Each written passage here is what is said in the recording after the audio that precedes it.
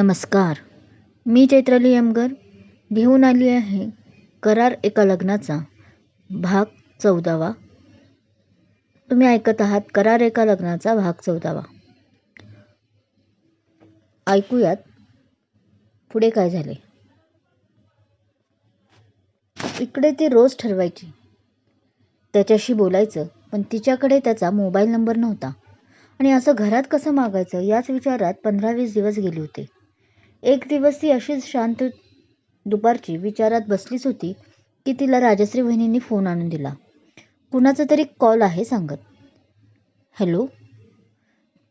तिने कानाला लावताच समोरून आवाज ऐकून तिचा जीव जीवात आला. तो रणवीरचा आवाज आहे हे ओळखायला तिला सेकंदही कमी पडले नाही. पहिल्याच सेकंदाला तिने त्याचा आवाज ओळखला होता. परवा चिमणीचा पहिला मंथ वाढदिवस आहे, तर घरातल्यांचं म्हणणं आहे तो जोरात करायचा. तर तुमची काही हरकत? ती काहीच बोलत नाही फोनवर हे तिच्या येणाऱ्या श्वासावरूनच त्याने ओळखून बोलायला सुरुवात केली. केतूचा पहिला मंथ बर्थडे? ते ऐकून ती खुद्द हैराण झाली. रणवीर व नयनाच्या विचारात गेल्या 15-20 दिवसात तिचं केतकीवरचं लक्षच उडालं होतं. हो, केतू महिन्यांची होईल ना परवा, तो हसत म्हणाला. खरं तर त्याला त्याचंच आश्चर्य वाटलं होतं ती असं बोलताना, पण वहिनीने सांगितलं होतं की गेल्या 15 दिवसापासून ती बेचैन आहे. सारखं तिच्या डोक्यात तुमचा विचार असतो. तुम्ही गेल्यापासून ती धड कोणाशी बोलतही नाही आणि हे ऐकूनच त्याने निर्णय घेतला होता. म्हणूनच तो परवा येणार होता तो तिला सांगायला. चिमणीचा वाढदिवस हे एक रिझन पुरे होते त्यांच्या आनंदाला द्विगुणित करायला. गेले 20 दिवस तिच्या विरहात त्याने कसे काढले होते हे फक्त त्यालाच माहीत होते. मला एक गुड न्यूज सांगायची आहे, तो ती अजूनही काहीच बोलत नाही म्हटल्यावर बोलतो. हो, मलाही, ती भानावर येत बोलते. सांगा ना तुम्ही, तो खूप आनंदात बोलतो. नको, फोनवर अशा गोष्टी बोलता नाही. मी एक सरप्राईज प्लॅन आखला आहे तुमच्यासाठी. तुम्ही परवा येतच आहात तर सरप्राईजच राहू द्या, ती हसत बोलते. बरं, मग माझंही सरप्राईज असू द्या, तो हसत म्हणतो. ठरलं तर परवा माळरानावरच्या महादेवाच्या मंदिराजवळ सकाळी 11 वाजता. ती विचार करत म्हणते. डन. तोही हसून होकार दर्शवतो व ते थोडं बोलून फोन ठेवतात. दोघांच्या चेहऱ्यावर आनंद ओसंडून वाहत असतो. आता ते का हे त्यांनाच माहीत. पण तुम्हाला कळतंय ना? तर इकडे त्यांचं बोलणं चोरून ऐकत असलेले हे घरातले 3 मेंबरही खुश होतात तिच्या चेहऱ्यावरचा आनंद पाहून. ती दुसऱ्याच दिवशी घरातील परमिशन काढून निरेत जाते. घरातल्यांना वाटतं सरप्राईज असेल काही रणवीरला, म्हणून तात्याही काही न बोलता न काही विचारता तिला एक गाडी देतात व सोबत ड्रायव्हरही. ती नकोच म्हणत असते, पण लवकर जाऊन याल म्हणत ते सोय तिची करतातच. तीही मग नाईलाजाने केतकीला घेऊन निरे जाते. निरेच्या स्टँडवर तिची वाट सांगत ती तिथूनच जवळ असलेल्या एका ॲडव्होकेटचं ऑफिस गाठते. जरा वेळ कामाचं बोलून त्याची फी आपल्या मंगळसूत्रातून भागवून काही गोष्टींची ती अरेंजमेंटही करते. तिचं काम संपता 2 तास कसे जातात कळतही नाही तिला. ड्रायव्हरही बराच वैतागलेला असतो, असं काम काहीच नसल्याने. शेवटी तिला आलेलं पाहताच तो खुश होतो आणि ते परत वाडेगावात येतात. रणवीर येतात म्हणून घरात बरीच तयारी केलेली दिसते सुनबाई. तात्या बाहेरून आत येत असलेल्या दीपाकडे एक नजर टाकत हळूच राजश्रीला बोलतो. तशी ती हसते मान हलवते. लवकर दोघं येत होते, ती हसत म्हणते. होणार सुनबाई, होणार. बघा त्यांच्या चेहऱ्याकडे.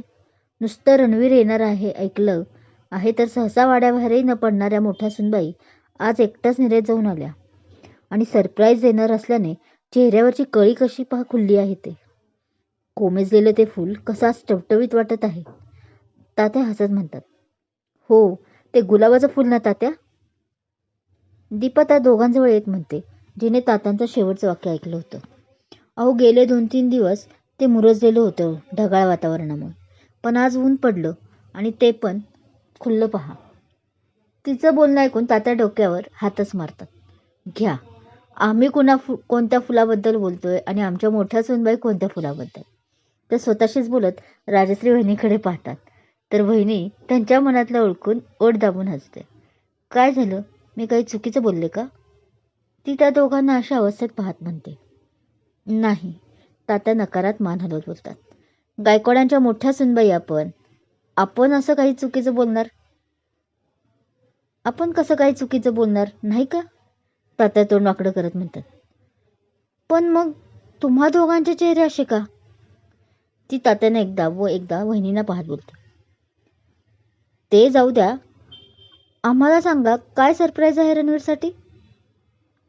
तात्या तिच्या हाताकडे पाहत म्हणतात. तिच्या हातातल्या पिशव्यांकडे पाहत. सरप्राईज? आणि ते कसलं? तात्या कशाबद्दल बोलत आहेत हे तिला काही कळत नाही. अहो, तुम्ही रणवीर भाऊजींसाठी सरप्राईज आणायला गेला होता ना निरेत आत्ता. ती गोंधळलेली आहे हे पाहून राजश्री वहिनी त्यांच्या संभाषणात सहभाग घेत म्हणते. म्हणजे तात्यांना विचारायचं आहे की काही नवीन खरेदी केली आहे का भाऊजींसाठी? वहिनीही हातातल्या पिशव्यांकडे सूचकपणे म्हणते. नाही हो, त्यांच्यासाठी मी काय खरेदी करणार? आणि पिशव्यांसाठी केतूसाठी काही नवीन कपडे आणि खेळणी आणली आहेत. ती उद्या आता महिन्यांची होईल ना. पिशवीतील केतूचे रंगीबिरंगी ड्रेस बाहेर काढून ते दाखवत दिप्पा बोलते. तसं ते सर्व पाहून या दोघांचे चेहरेच पडतात. पण तरी काही न बोलता तिच्यासमोर उत्साहात केतूचे कपडे पाहत असतात. पण मला एक कळत नाही, मी रणवीरजींना सरप्राईज देणार आहे हे तुम्हा दोघांना कसं कळालं? ती सर्व कपडे दाखवून झाल्यावर परत पॅक करत असताना बोलते. तसं तात्या, मला ना एक काम आहे म्हणत तिथून कलटी मारतात. तर श्री हाका मारत आपल्या खोलीत राजश्री वहिनी. ती मात्र दोघांकडे पाहत राहते. असे कसे आहेत हे विचार करत. इकडे रणवीर कधी एकदाचा उद्याचा दिवस येतोय आणि कधी मी पाडेगावला जातोय असं झालं होतं. आपल्या कामात ही लक्ष नसतं नीट त्याचं. मालकांना असं भितरलेलं आज सगळ्या कामगारांनी पहिल्यांदाच पाहिलं होतं. तिच्यासाठी व केतूसाठी जरा शॉपिंग करून तो कसा तरी आजचा दिवस घालवतो. सकाळी लवकर उठून जायचं असल्याने रात्री लवकरच झोपतो. इकडे रात्रीही सुद्धा सर्व तयारी करून ठेवते. परत उद्याच्या तिच्या त्या निर्णयावर काय माहीत तिच्या पुढच्या तयारीला वेळ मिळेल की नाही याचाच विचार मनात करून. केतकी मॅडम आता थोडं ओळखू लागलेल्या होत्या. श्रीरंग दादांचा आवाज तिला चटकन कळायचा. त्यामुळे त्याचा दुरून जरी आवाज आला तरी मॅडम चित्करायच्या. सगळं सेट झालेलं आपल्या एका निर्णयामुळे खूप उलटापालट होणार आहे याची तिलाही जाणीव होती. पण शेवटी नाईलाज होता तिच्यासाठी असं काय करणं. ती गुंतली होती. हुश. खूप विचारांती एकदाची उजाडली होती सकाळ तिची. पण थोडंसं तिला गरगरायला लागलं होतं. गेले आठवडाभर तिच्या मागे हे एक नवीन दुखणं सुरू झालं होतं. दिवसभरात खूप ठणकायचं, पण कामं समोर खूप पडलेली असल्याने तिच्याकडे दुर्लक्ष व्हायचं. पण रात्रीचा मात्र तिचा जीव काढायचा. आजही चक्कर मारत असल्याने सकाळीच डॉक्टरांना दाखवावं नीरेच्या आणि मग राहिलेली तयारी करावी असा विचार करतच ती केतूचं व स्वतःचं आवरून नाश्ता करून बाहेर पडते. तात्या काही तिला विचारत नाही. सकाळी 11चं टायमिंग दिलेलं रणवीरला त्यांना माहीत होतं. त्यामुळे ती लवकर घरातून गेली असेल असा विचार करून तेही आवरून बाहेर पडतात. केतूला ती घरातच ठेवते, म्हणजे तिला ठेवायचं नव्हतं, पण राजश्री वहिनी काही तिचं ऐकत नाही म्हणून मग तीच गाडी व ड्रायव्हरला घेऊन आपल्या कामाकडे वळते. घरातले केतूचा आज 1 मंथ बर्थडे कसा साजरा करायचा याचं डिस्कशन मध्ये असतात केतूचे काका व काकी. इकडे रणवीरही सकाळी तसा लवकरच निघालेला असतो, पण 11 वाजता टाइम ठरल्याने जरा नीरेत टाइमपास करून पुढे जाणार असतो. त्यालाही ही नीरेतच आहे हे काही माहीत नव्हतं आणि घरच्यांना असं वाटत होतं की त्याच्यासाठी सरप्राईज काहीतरी प्लॅन केलाय तर कशाला उगाच आपण कबाब में हड्डी, म्हणून तेही काही सांगत नाही. शेवटी बरोबर 11 वाजता तो तिथे पोहोचतो. देवाचं दर्शन घेताच तो बाहेर येऊन तिची वाट पाहायला लागतो. कधी येते ती आणि कधी मी तिला आपल्या प्रेमाबद्दल सांगतोय असं झालं होतं. तो आज तिला तिच्यावर त्याचं असलेल्या प्रेमाची फायनली कबुली देणार होता. गेल्या 15 दिवसात तिची जागा आपल्या हृदयात काय आहे हे कळालं होतं अखेर त्याला, आणि म्हणूनच कालपासून कधी आजचा दिवस येतोय असं त्याला झालं होतं. काय होईल पुढे? रणवीर आपला निर्णय तिला सांगू शकेल का, की त्याआधीच दीपा रणवीरला आपला निर्णय सांगेल? काय करणार आहे ती, कोणता निर्णय घेणार आहे हे ऐकण्यासाठी जरूर पुढचा भाग नक्की ऐका. तोपर्यंत बाय बाय.